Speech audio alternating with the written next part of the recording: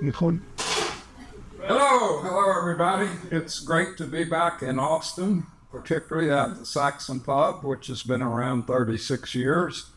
And I've read on the internet that there are 30,000 people who have performed here, so I'm 30,001. And all right, thank you. I appreciate all my friends coming out and other folks, and what we're going to do is go through the Lomax family. The reason this show is called the Lomax Show is because there are 5 generations of this family that for the last 150 years have been finding, recording, preserving, and presenting the music of our country. And also, we have a literary legacy, which is in its 5th generation.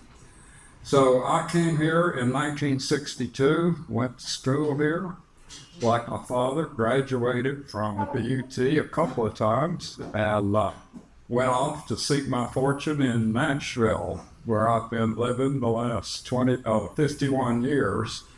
But you know, once you're a Texan, you're always a Texan. Now, we've handed out a program which adds some of the information about the songs that I don't have to say on stage, and you can take it on and have a little souvenir.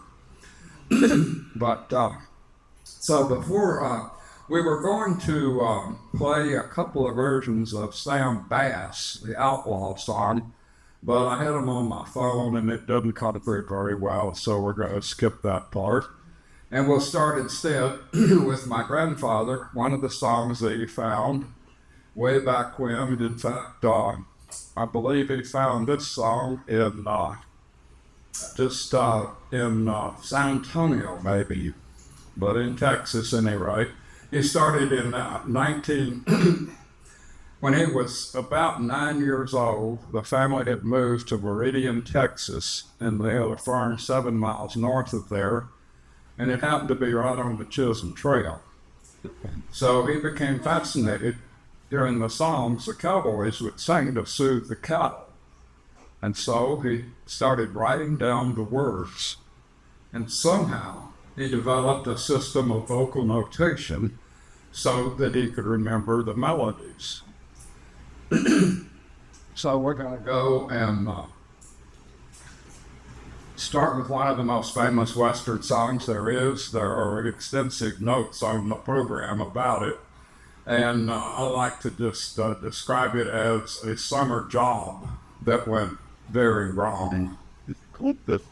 It happened in Jacksboro, boys, in the spring of '73, when a man by the name of Krigo came stepping up to me.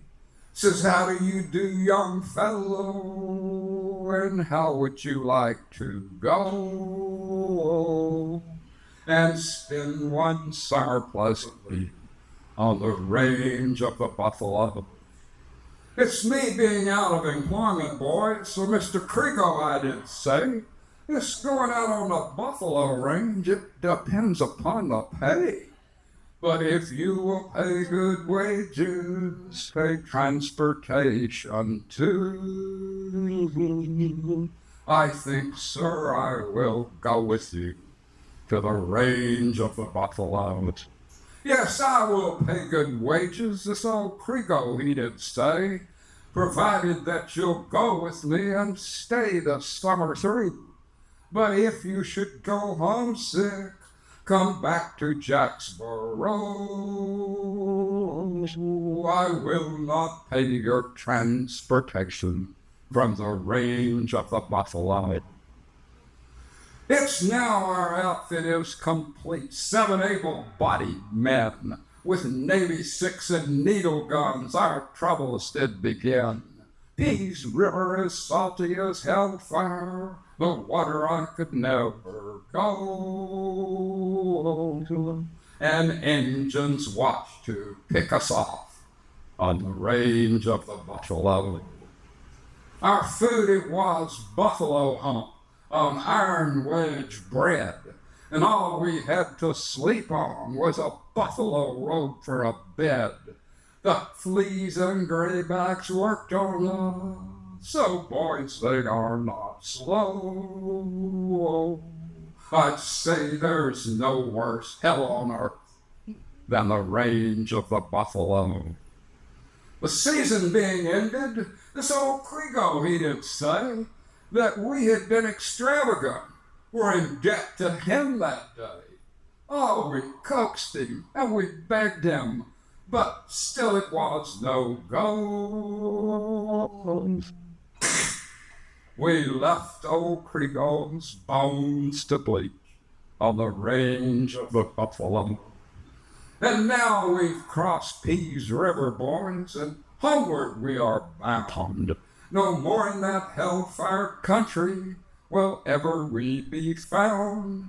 Go back to our wives and sweethearts, tell others not to go. For God's forsaken the buffalo range and the damned old buffalo.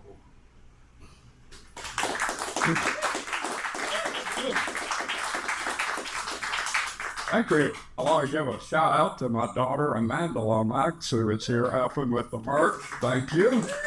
And flew in from Nashville to help out. And Greg Ellis is here. We're going to do another show tomorrow at Oakwood Cemetery at 1:30. A free show that is going to be based on the Lomax family in Austin. A journey that began in 1895 when my grandfather came here to go to college at the University of Texas, of course, which at that time was only 12 years old. So we've got another one here that I'm going to have my dad introduce this. Yo, get along little doggies was one of the great cowboy songs, considered by many to be the most beautiful, serving by Rose Trevanton, the gypsy singer, from whom my father found the song in 1908 in Fort Worth. As I walked out one morning for pleasure, I spied a cowpuncher a-riding along. His hat was thrown back and his spurs was a-jingling as he approached me a-singing this song. Whoop-a-tie-yi-yo, get along, you little doggies. It's your misfortune and not my own. Whoop-a-tie-yi-yo, get along, you little doggies, for you know Wyoming will be your new home. Early in the spring, we round up the doggies, mark them and brain them and bob off their tails. Round up the horses, load up the chuck wagon, and throw them doggies out on the trail. And it's whooping and yelling and driving them doggies. Oh, how I wish that you would go on. It's whooping and yelling and driving them doggies, for you know Wyoming will be your new home. Early in the spring, we round up the doggies. Oh, excuse me, I just did that. Your mother, she is raised way down in Texas, where the Jimson weed and the sandburrs grow. Now we'll fill you up with whiskey, prickly pear, and cola, so you'll be ready for the trail to Idaho, or you'll be soup for Uncle Sam's Injuns. It's beef, beef, beef. I hear them cry. Get along, get along, get along, you little doggies, for you'll be beef steers by and by. Whoop-a-tie-yi-yo, get along, you little doggies. It's your misfortune and not my own. Whoop-a-tie-yi-yo, get along, you little doggies, for you know Wyoming will be your new home. That's it.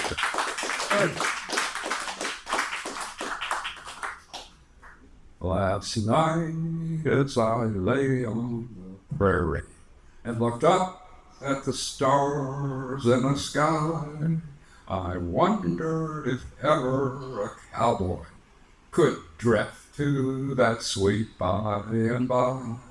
Now the road to that bright, happy region is a dim, narrow trail, so they say, but the broad one that leads to perdition is posted and blazed all the way. Roll on, roll on, roll on, little doggies, roll on, roll on, roll on, roll on, roll on, little doggies, roll on. Well, they say he will never forget you. He knows every action and look. So for safety's sake, better get branded. Get your name in his big tally book. For they say there will be a great roundup where cowboys like doggies will stand to be cut by the riders of judgment. They're posted and know every brand. Roll on, roll on, roll on, little doggies, roll on, roll on, roll on, roll on, roll on, little doggies, roll on. They tell of another great owner who's never or stalked, so they say. He always makes room for the sinner who drifts from the straight narrow way. Roll on, roll on, roll on, little doggies, roll on, roll on, roll on, roll on, roll on, little doggies, roll on. I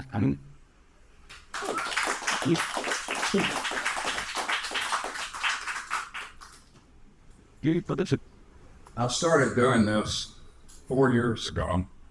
In fact, my third professional show was at the Hyde Park Theater here in Austin.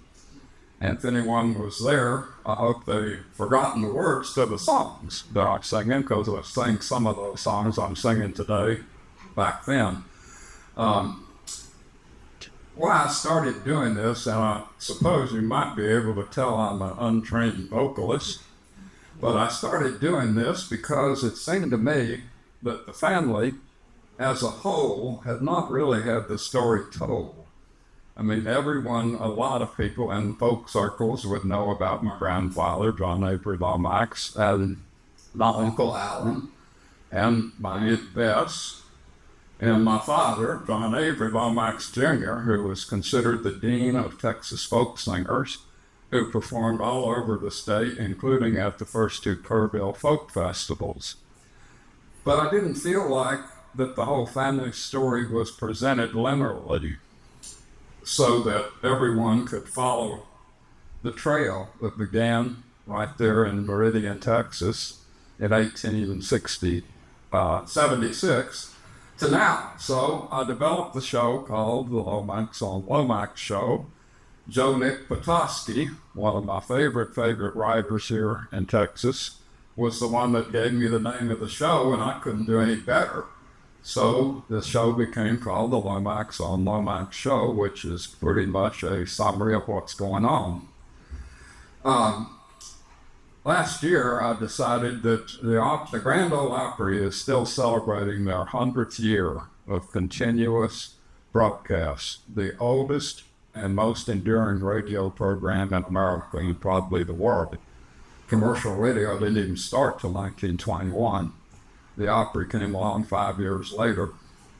So I started pestering people about singing on the Opry.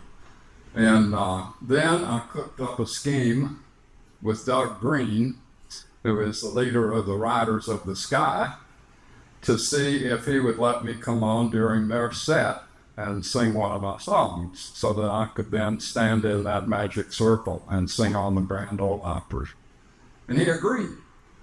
So on December 5th of last year, I did that. I sang on the Grand Ole Opry during their 100th year, and it's, of course, also the Lomax's 150th year, and this year is our own country's 250th year. So, what I'm going to do now is sing that very song that I sung back in December. That's it. As I walked out in the streets of Laredo, as I walked out in Laredo one day, I spied a cowpuncher all wrapped in white linen, all wrapped in white linen and cold as the clay. I see by your outfit that you are a cowboy. These words he did say as I boldly passed by. Come sit down beside me and hear my sad story. I'm shot in the breast and I know I must die. So bang the drum slowly and play the fife slowly and sing the death march as you carry me along. Take me to the green valley and lay the sod o'er me, for I'm a young cowboy and I know I've done wrong. It was once in the saddle I used to go dashing. Once in the saddle I rode so gay. First to the dram house and then to the card house. I'm shot in the breast and I'm dying today. Oh, bury me beside my knife and six-shooter, my spurs on my heels, my rifle by my side, and on my coffin place a bottle of brandy so the cowboys can drink as I take my last ride. So we banged the drum slowly and played the fife slowly and bitterly wept as we carried him along. For we loved our comrade so brave, strong, and handsome. We loved our comrade, though we know he'd done wrong. So bang the drum slowly.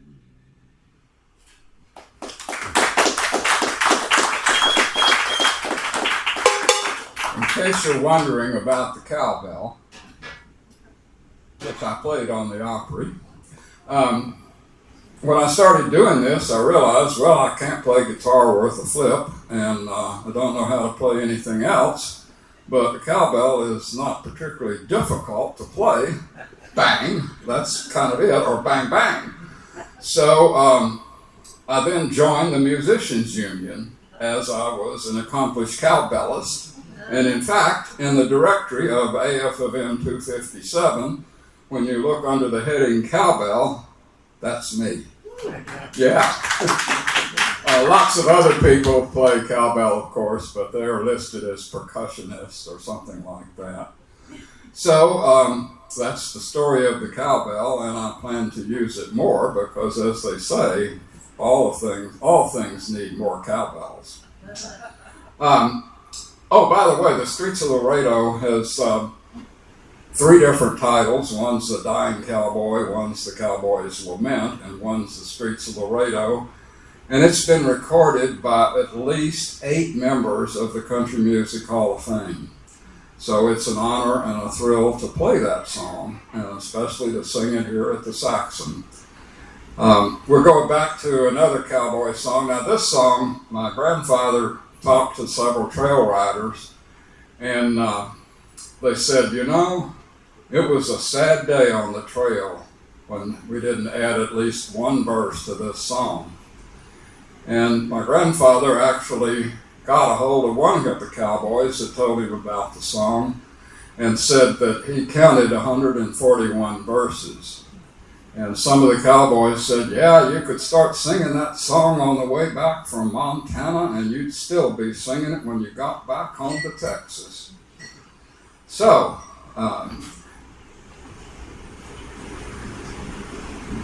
come along, boys, and listen to my tales. I'll tell you of my troubles on the old Chisholm Trail. Come a tie-ya, yippee, yippee, yay, yippee, yay. Tie-ya, yippee, yippie, yay. Woke up one morning on the old Chisholm Trail, had a rope in my hand and a cow by the tail on a $10 horse and a $40 saddle. I'm off to pitch the Texas cattle. Come a tie-ya, yippee, yippee, yay, yippee, yay. Tie-ya, yippee, yippee, yay. It's bacon and beans most every day. I'd sooner be eating prairie hay. Stray in the herd, and the boss said, kill it, so we bedded that stray in the bottom of a skillet. Come a tie-ya, yippee, yippee, yay, yippee, yay. Tie-ya, yippee, yippee, yay. It's cloudy in the west, it's looking like rain. My damn those slickers in the wagon again. Horse threw me off on a creek called Mud. Horse threw me off of the TU herd. Last time I saw him, he was racing like the devil, kicking up his heels and running across the level. Come a tie-ya, yippee, yippee, yay, yippee, yay. Tie-ya, yippee, yippee, yay. We was hollering and we was hurting and we was doing quite well till the boss cried out, boys, let them go to hell. I don't give a damn if they ever do stop. Right as long as an 8-day clock. Come a tie-ya, yippee, yippee, yay, yippee, yay. Tie-ya, yippee, yippee, yay. Well, once the cattle got sort of settled and the cowboy's life calmed down, the tempo and the pace of the cowboy's life slowed down, so the song does also. We rounded 'em up and put 'em on the cars, and that was the last of the old 2 bars. Going to the boss to get my money, going back home to see my honey. Excuse me. With my feet in the stirrup and my head in the sky, I'll quit punching cows in the sweet by and by. Come a tie-ya, yippee, come a tie-ya, yay. Come a tie-ya, yippee, come a tie-ya, yay. The old Chisholm Trail. My grandfather found this song from a Negro saloon keeper in San Antonio, Texas, and he found it in the saloon was located in a spot where the Menger Hotel now sits. My grandfather came up there once and he said, he wanted to record the song, and the bartender, the saloon keeper, said, I'm drunk, come back tomorrow. So my granddad came back tomorrow and he brought a bottle of rye whiskey with him and extracted the song.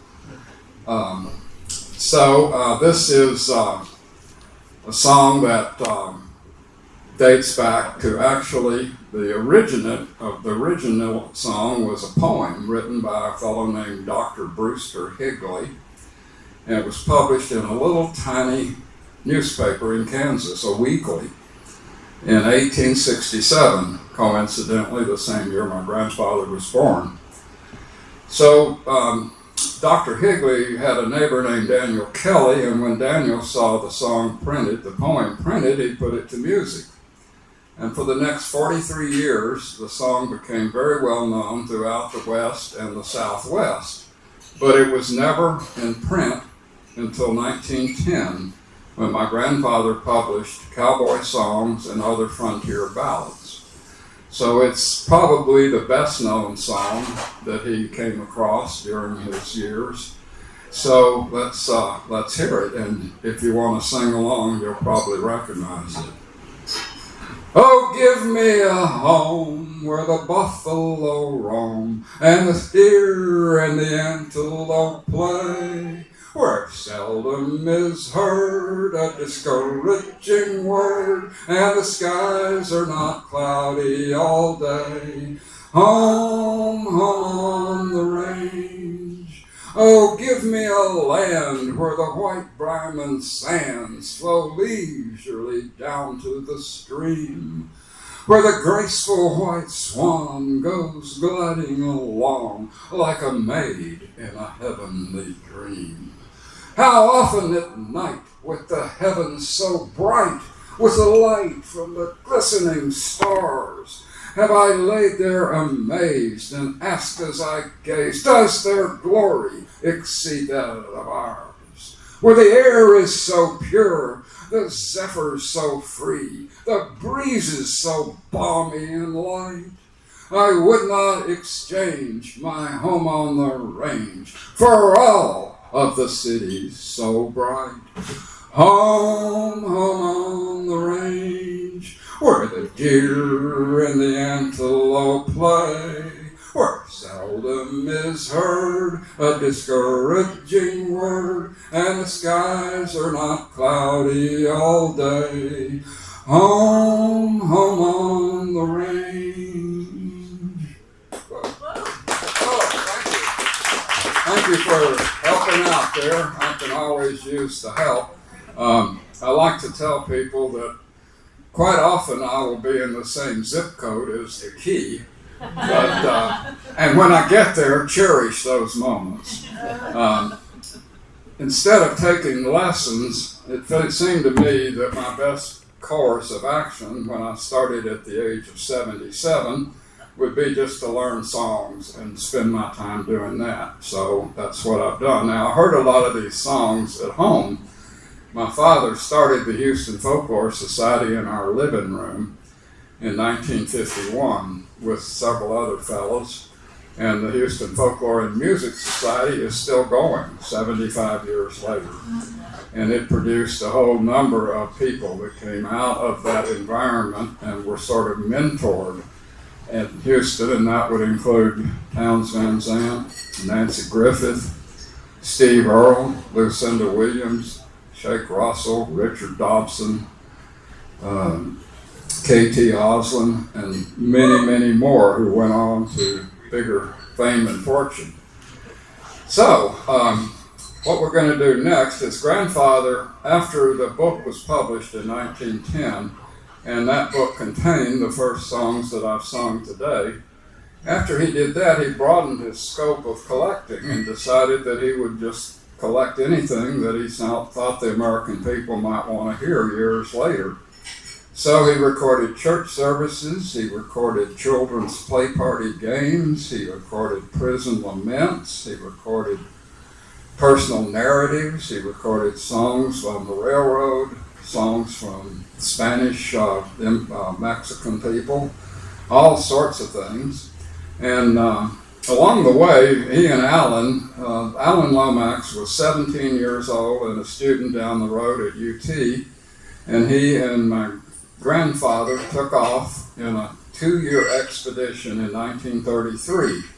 The Library of Congress had made them honorary curators of the Archive of American Folk Music, and they charged them with going out into the South and finding songs, and helped arrange this by building in a 300 and some odd pound tape recorder, not tape, a recording apparatus in the trunk of a Model A Ford. And so off they went. They traveled 10,000 miles. Think about traveling 10,000 miles nearly 100 years ago. If they found a gravel road, it would be like an interstate to them.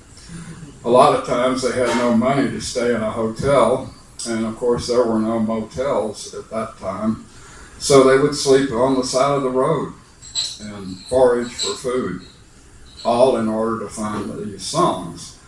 Now in 1934 they came to Angola Prison down in South Louisiana, and they found a gentleman there claiming to be the king of the 12-string guitar.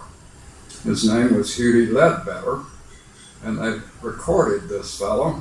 His name that we know is Leadbelly, and that name may not mean something to you, but some of the songs that he has written and recorded certainly do. And Leadbelly, by the way, made his last concert before he died in 1949. He made his last show was in Austin, Texas in 1948. So here's one that you probably will recognize. It was also the theme song of a TV program that ran for 9 years on, I believe, NBC. It was shown 50 weeks a year back then. They did a show every week except 2 takeoffs for the holidays. There were 450 of these programs in existence. It was a musical variety show, and it had this name. If you go to Houston, you better walk right. You better not stagger, and you better not fight. Sheriff Benson will arrest you, and he'll carry you down. If the jury finds you guilty, then you're penitentiary bound. That's a midnight special. Shine a light on me. Let the midnight special shine a ever-loving light on me. Ever-loving light on me. Well, you wake up in the morning, you hear the ding-dong ring. They march to the table. It's the same damn thing. There's only one table. Knife and fork and a pan. If you say anything about it, you're in trouble with the man. Well, Thelma says she loves me, but the police tell a lie. She hadn't been to see me since the last July. She brought me little coffee. She brought me little tea. She brought me nearly everything but the jailhouse key. Let the midnight special shine a light on me. Let the midnight special shine a ever-loving light on me. Ever-loving light on me. Well, yonder comes Sheriff Jack Smith. How in the world do you know? I can tell him by his big hat and his 44. If you're wondering why a deputy's traveling through this land, I heard him tell the trustee, I'm the transfer man. Well, yonder comes Dr. Milton. How in the world do you know? Well, he gave me some tablets on the day before, but there never was a doctor traveling through this land that could cure the fever of a convict man. Let the midnight special shine a light on me. Let the midnight special shine a ever-loving light on me. Ever-loving light on me. Well, yonder comes Miss Rosie. How in the world do you know? I can tell her by her apron and the dress she wore, umbrella on her shoulder, pardon paper in her hand. She come to tell the trustee, turn loose of my man, 'cause a midnight special shone its light on him. Yes, a midnight special shone its ever-loving light on him. Ever-loving light on him. Ever-loving light on him.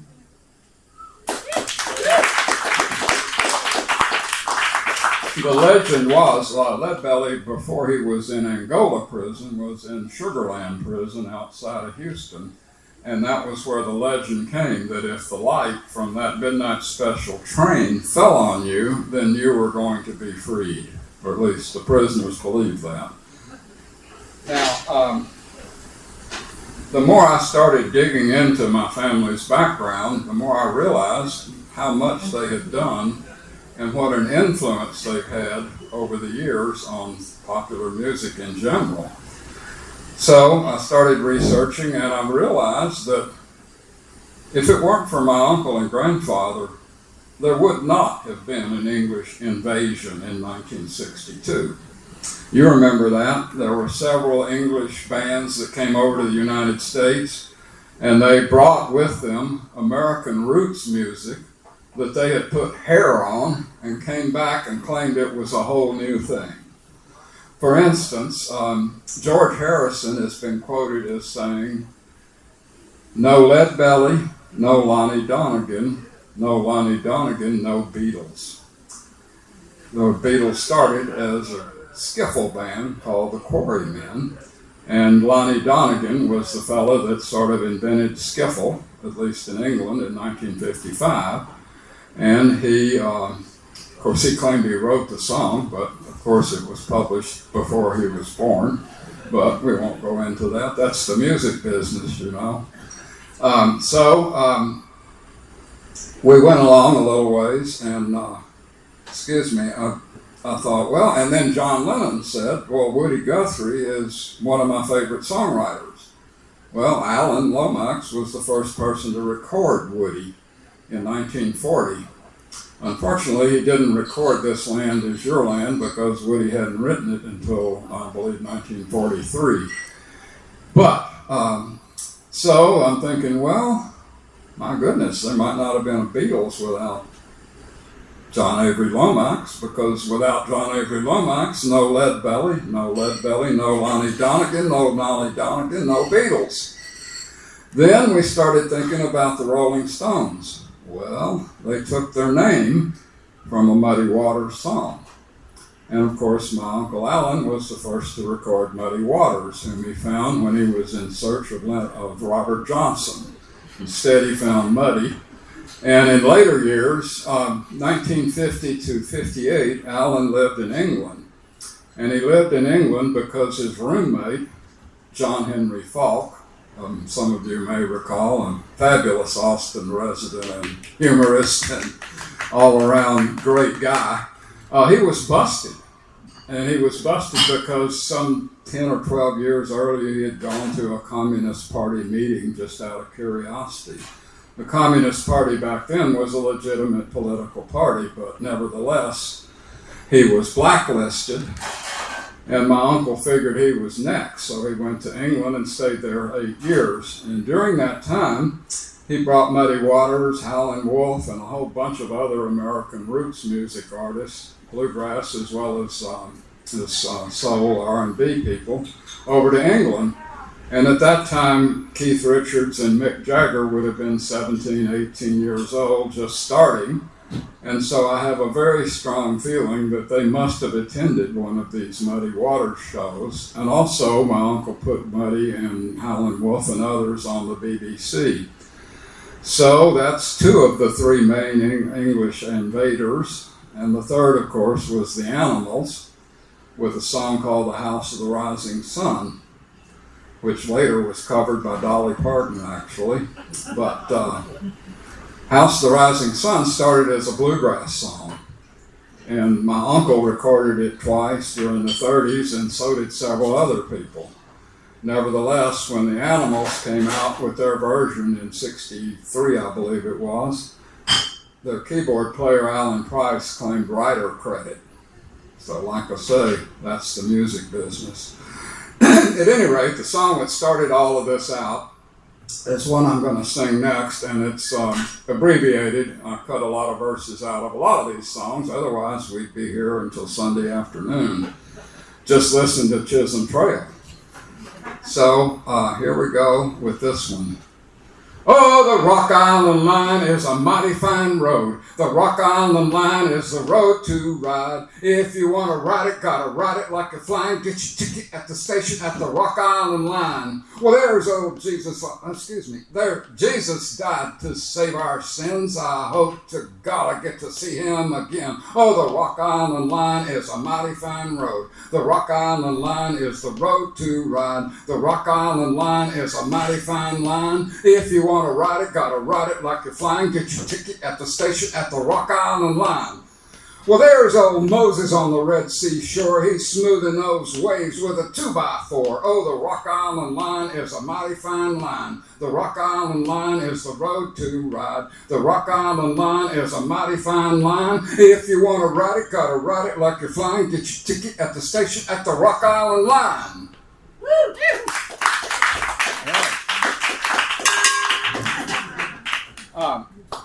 After that 1933 and 1934 expedition, my Uncle Alan went off to the Caribbean. He loved to sail, and so he was sailing around various islands and came to Nassau, and he heard a song there that he really liked, and so he asked the locals, what's the story on this song?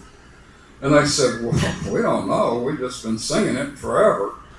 So my uncle rounded up the Cleveland Simmons group, And in 1935, he recorded this song with the Cleveland Simmons Group. Go to YouTube, and there they are. You can hear the original version from 89 years ago.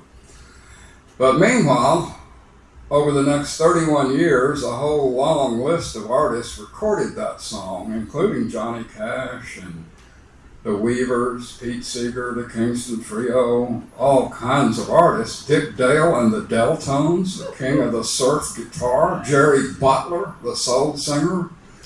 So, the song sort of took on a life of its own, and in 1966, it transformed from being a folk song from the Bahamas to an American classic. And it goes like this. We sailed on the sloop John B., my grandfather and me.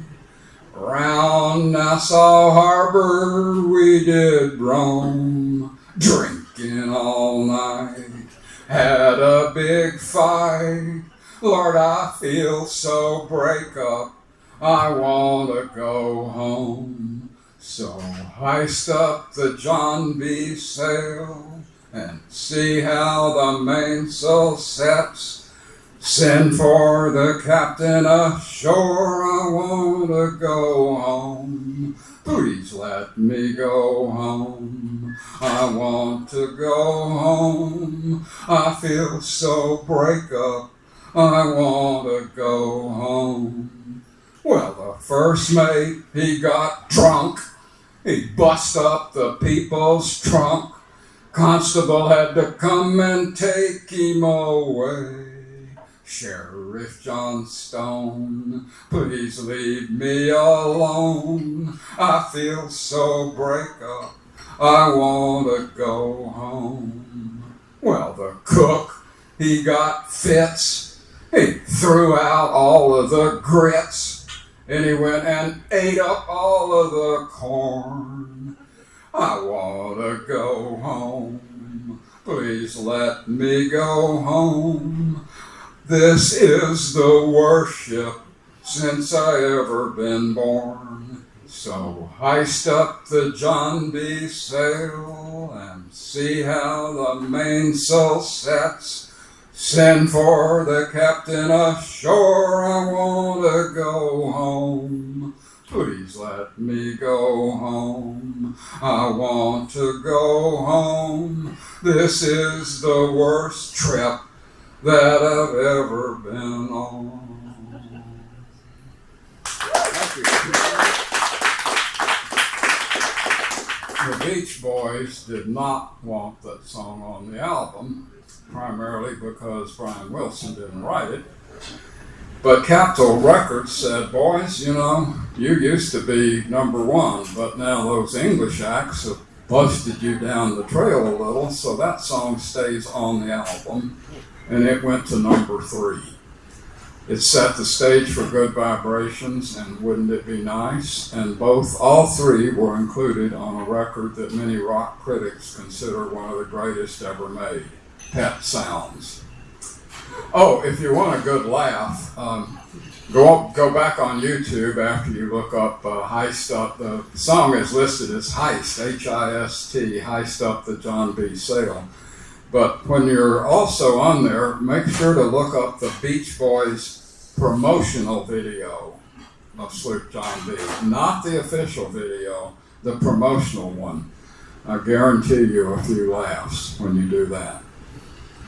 Okay, Alan won the National Medal of Arts. He also won the Naris Trustees Award and many other honors. In fact, just last week, he was inducted into the Folk Americana Roots Music Hall of Fame in their second class. He entered in a class that also included Tom Rush, Tom Paxton, Judy Collins, Aretha Franklin, John Hammond, Leonard Cohen, Jackson Brown, Neil Young, and several others at a ceremony in Boston a week ago Tuesday. So he won the National Medal of Arts. Well, so did his sister, Bess Lomax Hawes. Bess started her career singing with her soon-to-be husband, Butch Hollis, in the Almanac Singers. And later she became a teacher, a filmmaker, an instructor, an administrator, an author, and so on and so forth. And for 15 years, she headed up the Folk Arts Division of the Library of Congress. She also originated and presented the first National Heritage Award. And in 1967, she and several of our other associates established the Smithsonian Folklife Festival. Then it was just called the American Folklife Festival. It was held July 4th weekend underneath the Washington Monument, right there on the Independence Mall. Well, it's not going to be held this year, unfortunately. Instead, we will have a July 4th Donald Trump Welcome America's 250th birthday celebration. Really. The Smithsonian, not to be outdone, has established a number of regional festivals to make up for the loss of their main festival down in Washington. And oddly enough, from about Thanksgiving weekend all the way into January, they're having 6 weeks of programs for the Smithsonian Regional Festival in Brackettville. Everyone knows where Brackettville is, right? I've lived there. Yeah, okay. Well, you head toward Uvalde and you'll get there. But it's like 100 miles from San Antonio, and that's the nearest big city. But nevertheless, the people of Kinney County were able to secure this regional festival of the Smithsonian.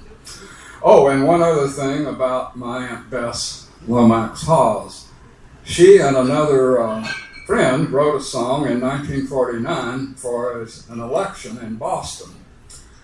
And 10 years later, the Kingston Trio added this ominous introduction, released it, and it went to, I believe, number 15 on the national charts 10 years after it was written.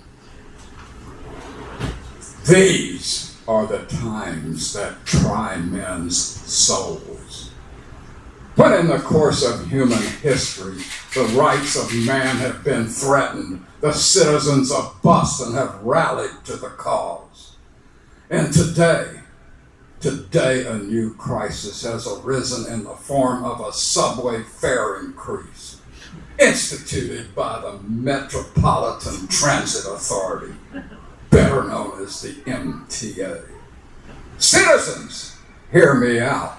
This could happen to you. Did you ever hear the story of a man named Charlie on a tragic and fateful day? With 10 cents in his pocket, Charlie kissed his wife and family, went to ride on the MTA. Charlie handed in his dime at the Kendall Square station with a change at Jamaica Plain. But when he got there, the conductor told him one more nickel. Charlie couldn't get off of that train. And did he ever return? No, he never returned. And his fate is still unlearned. What a pity. He may ride forever 'neath the streets of Boston. He's the man who never returned. The man who never returned. All night long, Charlie rides through the station wondering what will become of me. How can I afford to see my sister in Chelsea or my cousin in Roxbury? Charlie's wife goes down to the Kendall Square station every day at 2:15, and through the open window she hands Charlie a sandwich as the train goes rumbling through. And did he ever return? No, he never returned, and his fate is still unlearned. What a pity. He may ride forever 'neath the streets of Boston. He's the man who never returned. The man who never returned. Citizens of Boston, don't you think it's a scandal how the people have to pay and pay? Fight the fare increase. Vote for George O'Ryan. Let's get Charlie off the MTA. And did he ever return? No, he never returned. And his fate is still unlearned. Just like Paul Revere, he may ride forever 'neath the streets of Boston. He's the man who never returned. The man who never returned, the man who never returned.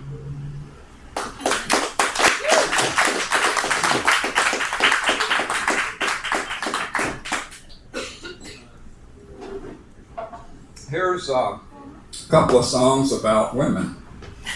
One of them is a fictitious sort of a compilation, and the other is a real person. The fictitious woman, it was from the 19th century, and the real person was from the 20th.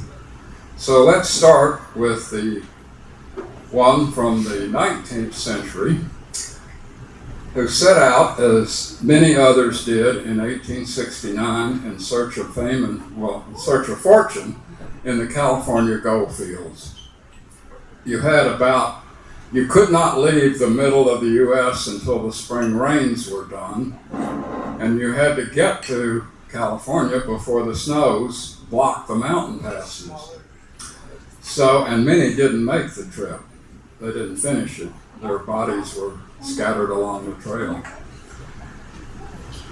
Do you remember sweet Betsy from Pike, who crossed the wide mountains with her lover Ike, with 2 yoke of oxen, an old spotted hog, a tall Shanghai rooster, and a big yellow dog? One evening quite early they camped by the Platte, not far from the road on a green grassy flat. Our Betsy, quite tired, lay down in repose, and Ike gazed in wonder at his Pike County rose. Way out on the prairie one bright starry night, they broke out the whiskey and our Betsy got tight. She sang and she shouted and danced o'er the plain and showed her bare bosoms to the whole wagon train. The engines came down with a fierce screaming horde, and Betsy was scared they would scalp her adored. So behind that first wagon our Betsy did crawl, and held off those hostiles with musket and ball. They stopped at Salt Lake to inquire of the way, and Brigham Young declared our Betsy must stay. Our Betsy, quite horrified, ran like a deer, and Brigham pawed ground like a wild longhorn steer. Well, in the desert our Betsy gave out, flung herself down in the sand, and her head lolled about. Ike, quite terrified, looked on in surprise. Get up, my Betsy, you'll get sand in your eyes. Well, the Shanghai ran off, and the oxen both died. And on that day their last piece of bacon was fried.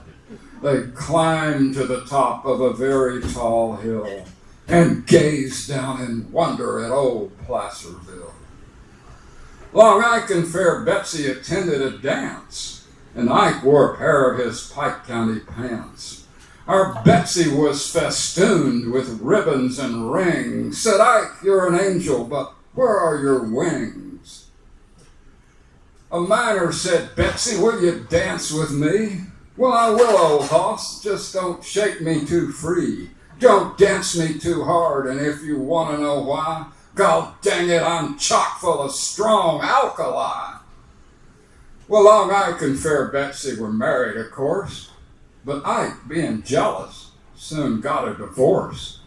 Our Betsy, quite satisfied, said with a shout, Goodbye, you big Lomax, I'm glad you backed out, singing to-rely-oo-rely. Well, how do you like that ending? You like that ending? Well, here this guy's traveled over half the country with this woman. She's helped keep him from getting scalped by Indians.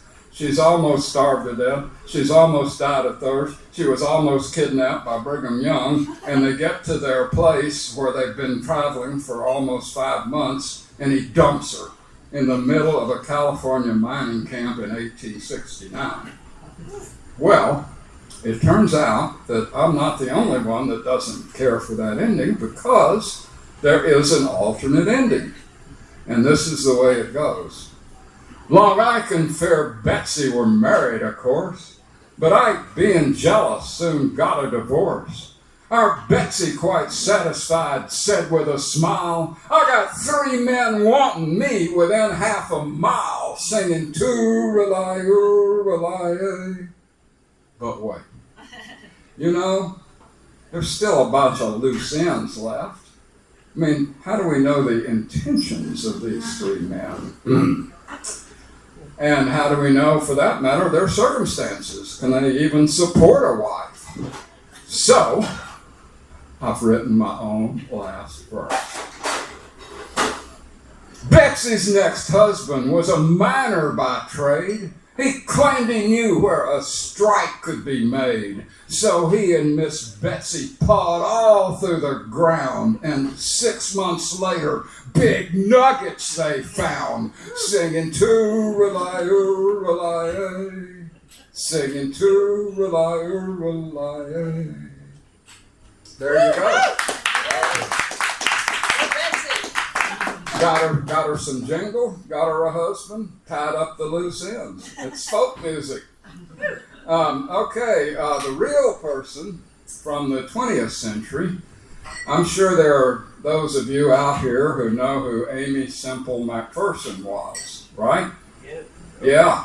Then you would know that she was without question the most prominent evangelist in America in the first half of the last century. And you would probably know that she was the driving force and the main developer of what we know today as televangelism. Of course, back 100 years ago, when she was in her heyday, there was no TV, but so she went to radio. And later this developed into televangelism. Did you ever hear the story about Amy McPherson? Amy McPherson, that beautiful person. She weighed 180 and her hair was red. Preached a wicked sermon, so the papers all said, Hidey, hidey, hidey, hi, hody, hody, hody, ho. Amy built herself a radio station to broadcast preaching to the nation. Hired a man named Ray who knew enough to run the radio while Amy did her stuff. Hidey, hidey, hidey, hi, hody, hody, hody, ho. Held a camp meeting down in Ocean Park. Preached from early morning till after dark. Said the benediction, folded up the tent, and nobody knows where Amy went. Hidey, hidey, hidey, hi, hody, hody, hody, ho. When Amy McPherson got back from her journey, told her story to the district attorney, said she'd been kidnapped on a lonely trail. Despite a lot of questions, Amy stuck to her tale. Hidey, hidey, hidey, hi, hody, hody, hody, ho. Well, the grand jury started an investigation. They came up with a lot of spicy information. Found out about a love nest down at Carmel by the Sea, where the liquor was expensive, but the loving was free. Found a cottage with a breakfast nook, folding bed with a worn-out look. Straps were busted and the springs were loose, and the dents in the mattress fitted Amy's caboose. Hidey, hidey, hidey, hi, hody, hody, hody, ho. Well, Radio Ray is a going hound. He's a going yet, and he ain't been found. They got his description, but they got it too late. 'Cause since they got it, he's lost a lot of weight. Hidey, hidey, hidey, hi, hody, hody, hody, ho. Well, I'll end my story in the usual way about a lady preacher's holiday. If you don't get the moral, then you're the gal for me, 'cause there's lots more cottages down at Carmel by the Sea. Hidey, hidey, hidey, hi, hody, hody, hody, ho!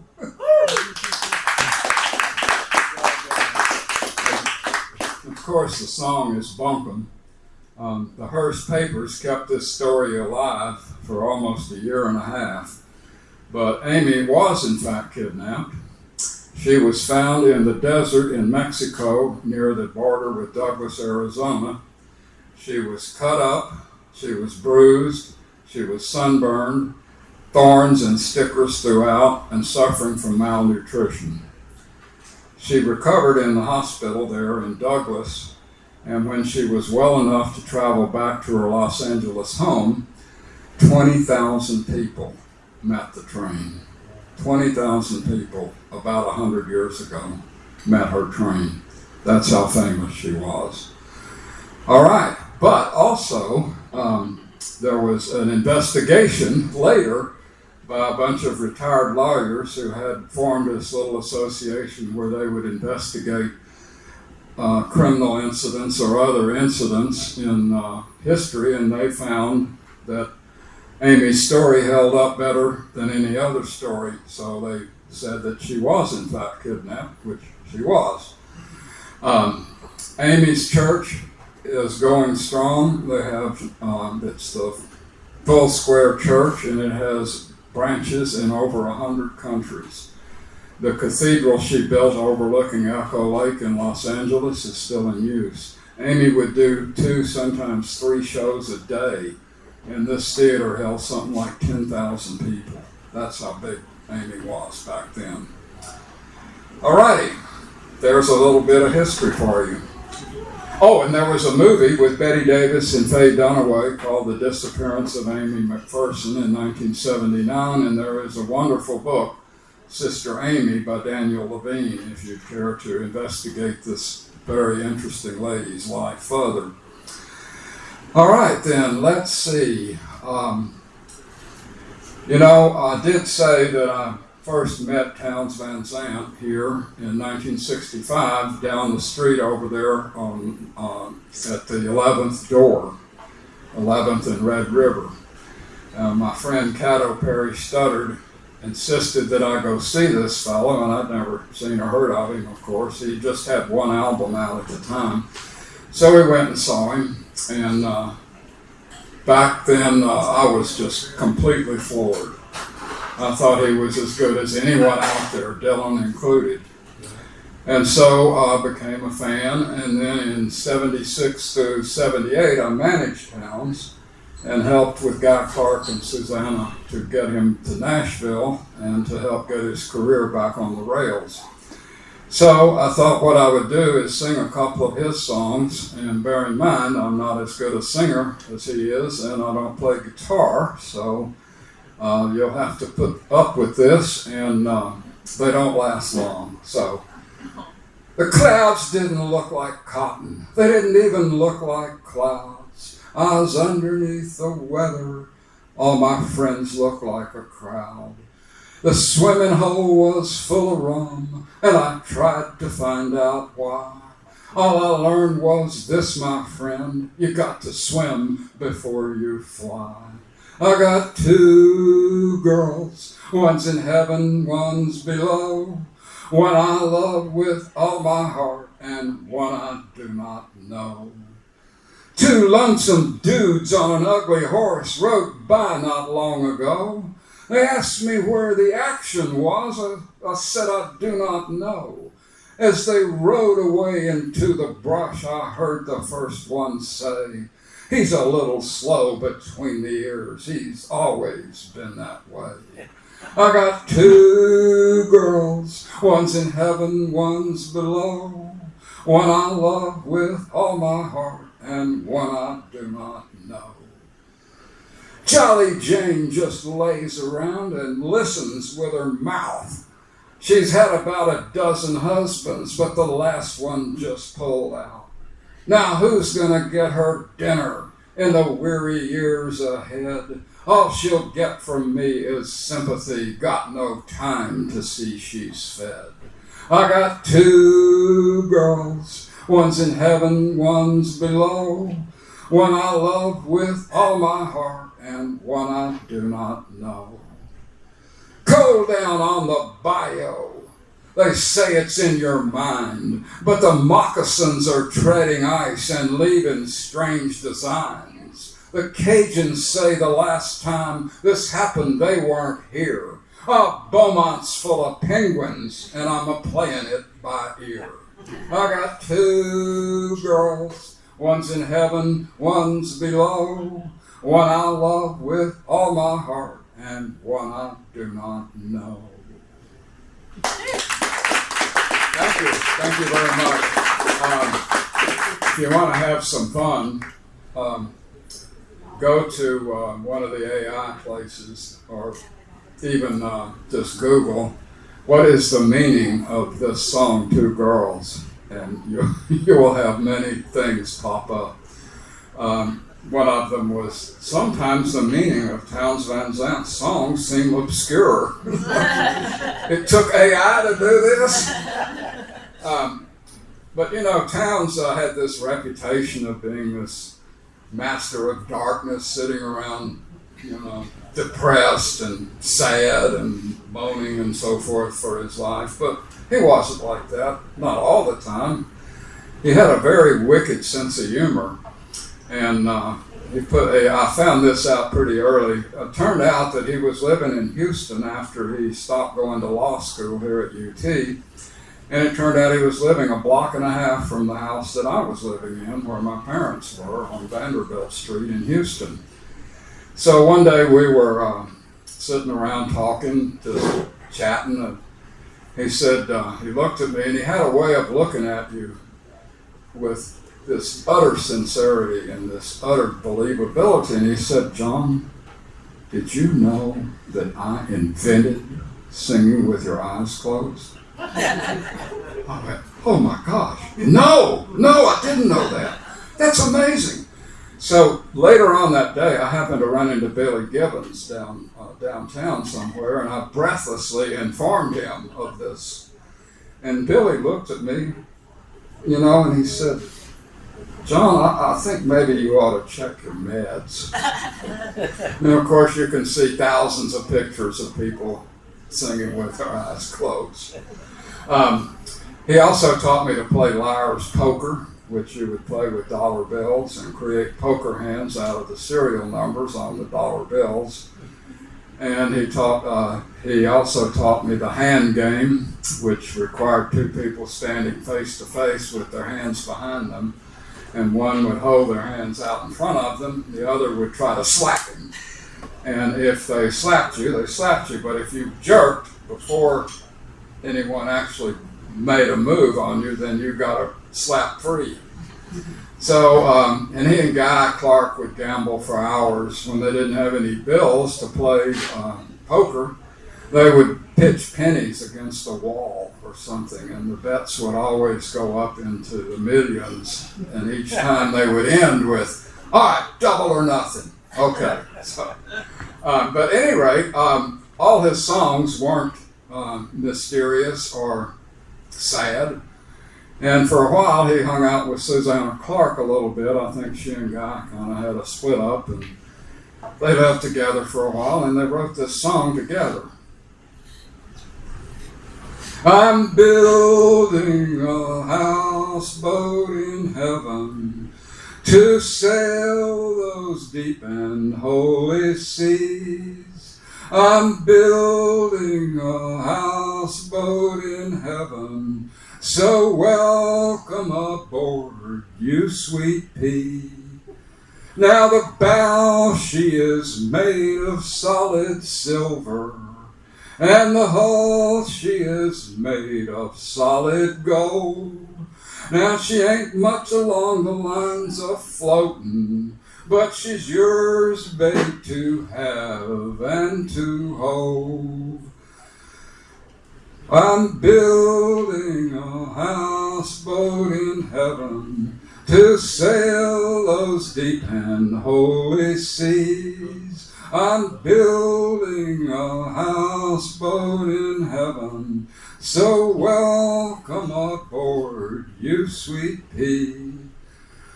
Well, I rode my old guitar to heaven, but heaven didn't feel too much like home.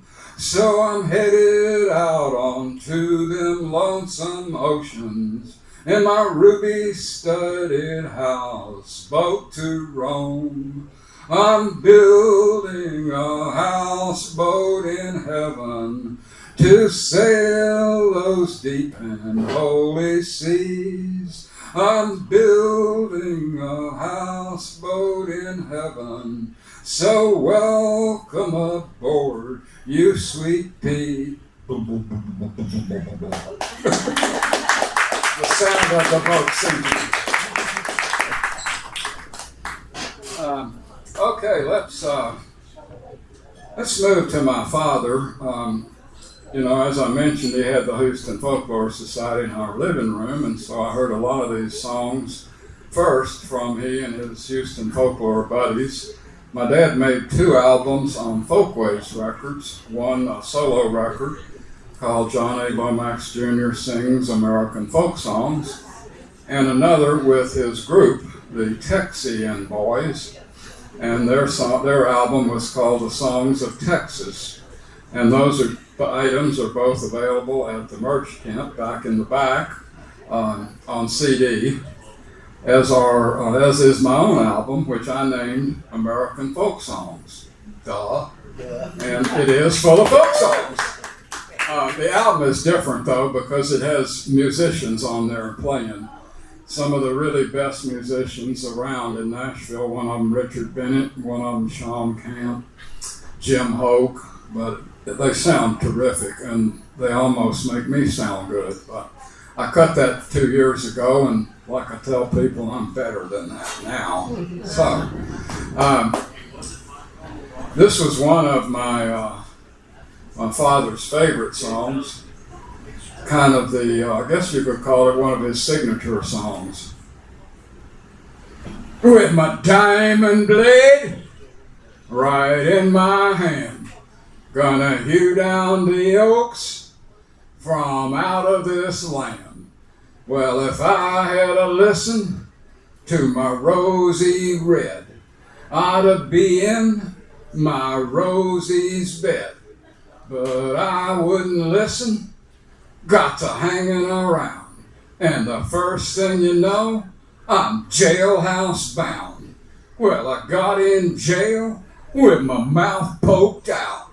I'm in a pen and I can't get out. I'm Long John, I'm long gone. I'm gone, John, like a turkey through the corn, with my long clothes on. I'm Long John, I'm long gone, I'm gone, John. Well, now, John Green was a real person. This is a true story. John was in a little old county jail somewhere outside of Corpus. One day the sheriff came up to him. He says, Long John, I hear tell you're a fast runner. Is that true? And Long John said, well, that's what they say, boss. Sheriff says, listen up. I just got me a new set of hound dogs. I mean, these are top-notch dogs. But they need a field trial, They need a little workout. So what we have in mind is we'll let you go. And we'll give you a head start. And if you get away, you're a free man. But these are blue ribbon dogs, John. They'll have you back here in 30 minutes. What do you say? Well, listen here, honey. And I open that door. I hear the hounds are coming, and I got to go. Well, goodbye, Captain, and my sergeant, too. I'm a-crossing that Brazos in the early dew. Well, John, he made a pair of shoes. The funniest shoes that you ever was a-seen. Had a heel in front and a heel behind. And you couldn't tell where that boy was a-gwine. Well, I riz up when they opened that door.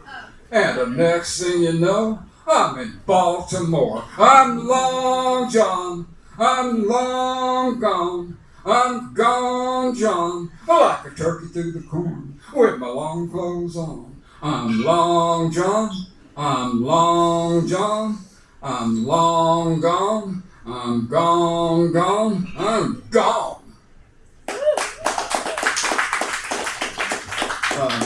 My daddy went back to Corpus Christi.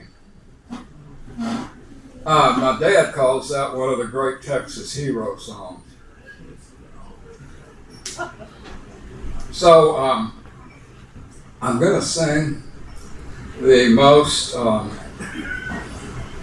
weird song and the oldest song that I've learned to perform.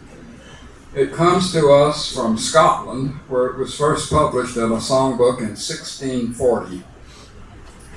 295 years later, my grandfather and uncle published it in American Ballads and Folk Songs. It was the first time it was published in the United States. And they published the whole song. It had 36 verses. Yeah, 36. But don't worry, I've done a little trimming on this song. But I did not trim this song or edit it as brutally as Bruce Springsteen. When he recorded this song, he cut those 36 verses to 9. 9 verses. And he left out all the endings. Note the plural there. Well, my version, John Lomax III, has 18 verses and all the endings. So, you do the math. When it comes to this song, I'm twice as good as the boss. Froggy went a-courtin' and he did right, Froggy went a-courtin' and he did ride, sword and a pistol by his side, He marched right up to Miss Mousie's door, He marched right up to Miss Mousie's door, knocked 3 times, gave out a roar, He marched right in, took her on his knee, He marched right in, took her on his knee, said, Miss Mousie, will you marry me, Not without my Uncle Rat's consent, Not without my Uncle Rat's consent, I wouldn't marry the president, When Uncle Rat gave his consent,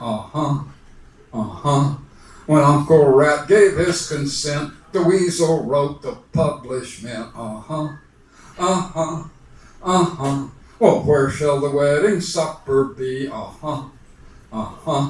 Where shall the wedding supper be? Way down yonder in a hollow tree, And what shall the wedding supper be,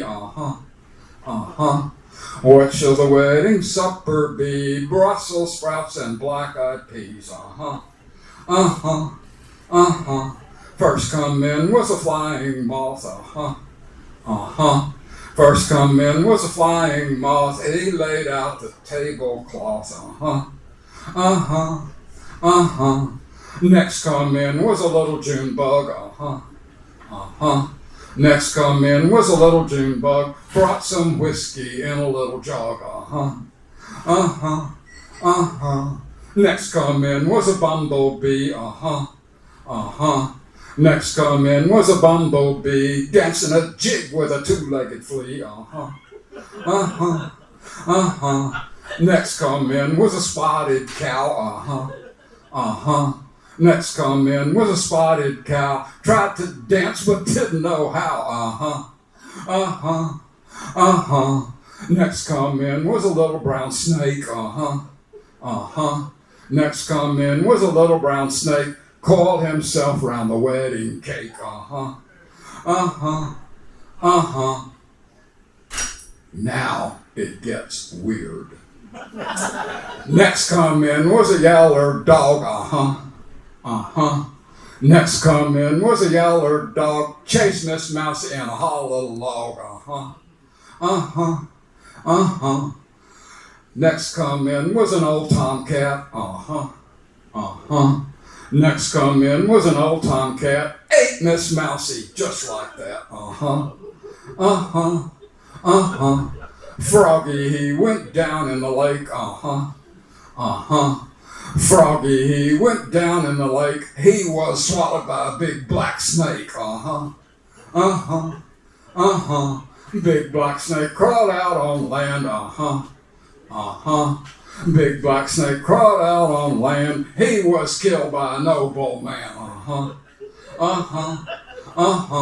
Well, that's my story, 1, 2, 3,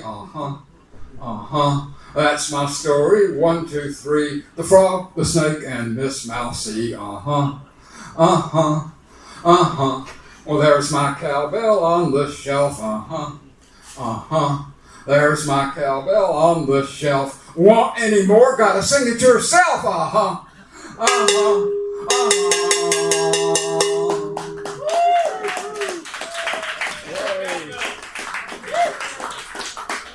All right, then. I've got to give a shout out to Richard, who's over there making me sound good. Thank you, Richard. Also, I need to recognize my kind hostess for this few days, Bianca De Leon, who is herself a very talented songwriter and singer. So thank you, Bianca. And I think I've got time for maybe one more. So this one is, my father would say, you know, there's three kinds of lies in this world. There's plain old lies, just, I'll call them white lies. Then there's bald-faced lies. And then there's whoppers. And this song tops the whopper list in American folk music. I was born 10,000 years ago, and there's nothing in this world that I don't know. I saw Peter, Paul, and Moses playing, ringing around the roses, and I'll whip the guy that says it isn't so. It's a lie, it's a lie. Ship ahoy, ship a-hey, ship a-hi, hi, hi. Oh, I've sailed the seven seas with my dirty dungarees, but I never, ever, ever saw a mermaid. I thought I was there when I was with Satan when he looked the garden o'er. Saw Adam and Eve driven from the door, and from the bushes peeking saw the apple they were eating. I know 'cause I'm the guy who at the core. I taught Samson how to use his mighty hands, was the first to show Columbus these happy lands. And for the Pharaoh's many kids, I built the pyramids, and to Sahara carried all its sands. I taught Solomon all his ABCs, was the first man to eat Limburger cheese. And while sailing in the bay with Methuselah one day, I saw his whiskers flapping in the breeze. I was with Jonah when he was engulfed by the whale. I never thought he'd live to tell the tale. But Jonah eating garlic, well, he gave the whale the colic. He spit him up and let him out of jail. Well, now the next verse, I learned this song in about 1954. Oh, by the way, this was recorded by Elvis. He recorded in 1970, and RCA was so excited by his version that they waited 51 years to release it on the album Elvis in Nashville, but there's only one verse that are the same. Of course, he claimed he wrote it. I didn't want to sing the next verse because it's about Queen Elizabeth. And it just didn't feel right. The monarch, she had passed away not long ago, and I just felt it would be in bad taste. Instead, I've written my own last verse. And ready or not, here it comes. I was married to Madonna secretly, but man, that gal was way too much for me. So I went 10,000 miles down under. I found some heavy metal thunder and came back with the band AC/DC. Highway to hell, highway to hell. Dirty deeds done dirt cheap. Dirty deeds done dirt cheap. It's a lie, it's a lie. Ship ahoy, ship a-hey, ship a-hi, hi, hi. Oh, I've sailed the seven seas, my dirty dungarees, but I never, ever, ever saw a mermaid.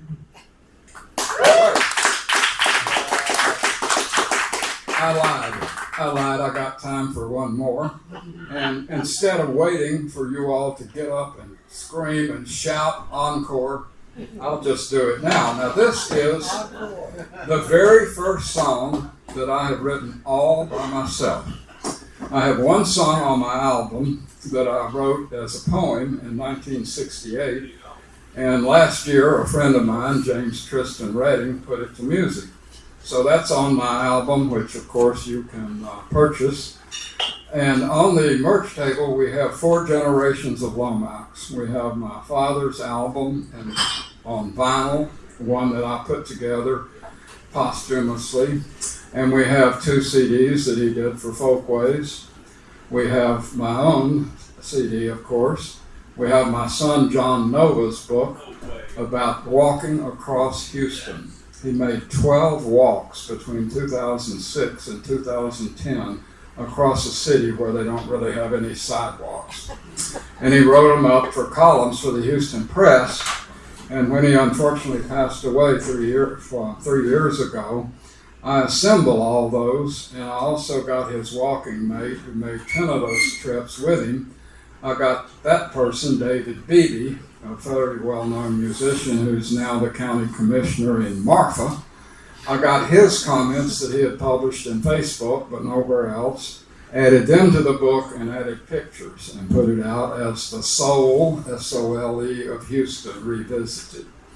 So we have my father, my grandfather's book, his autobiography, Adventures of a Ballad Hunter, which University of Texas Press, yay, reissued in 2017, adding an index, photographs, and a new introduction.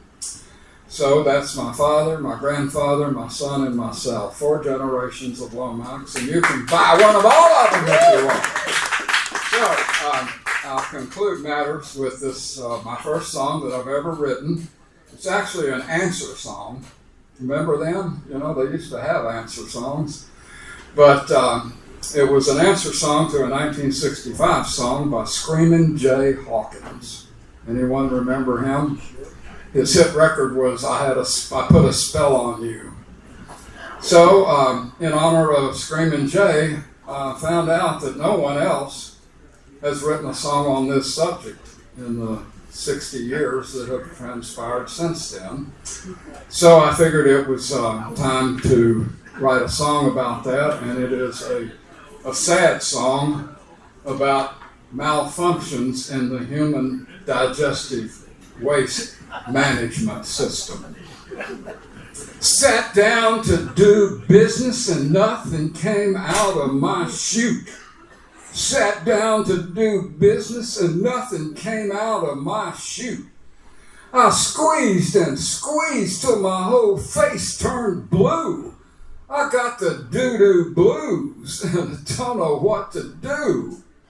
Well, I called my doctor and told him of my plight. Yeah, I called my doctor and told him of my plight. He said, get an enema, son, and call me Tuesday night. I got the doo-doo blues, and I don't know what to do. Well, I called my senator. I figured he would know. Yeah, I called my senator. Figured he would know. He said, sit back down, son, and just let it go. I got the doo-doo blues, and I don't know what to do. Well, I asked Miss Siri and Miss Alexa, too. Yeah, I called Miss Siri and Miss Alexa, too. They said, we don't do doo-doo, pal. Sorry, we can't help you. I got the doo-doo blues, and I don't know what to do. Well, I got that new AI at Chatbot GPT. Yeah, I got that new AI at Chatbot GPT. It said, I'm artificial, dude. Are you jiving me? I got the doo-doo blues, and I don't know what to do. But wait! I hear a voice. It's a voice from above. It's the great God Nike. Just do it. Thank you. Silliness is its own reward. Thank all of you very much, and I certainly appreciate it. It's a thrill to be on this stage. Chris Gentry made this possible. He put me in touch with Joe, and Joe booked me. So give a round of applause for Chris Gentry. He's one of the greatest songwriters around. Thank you again.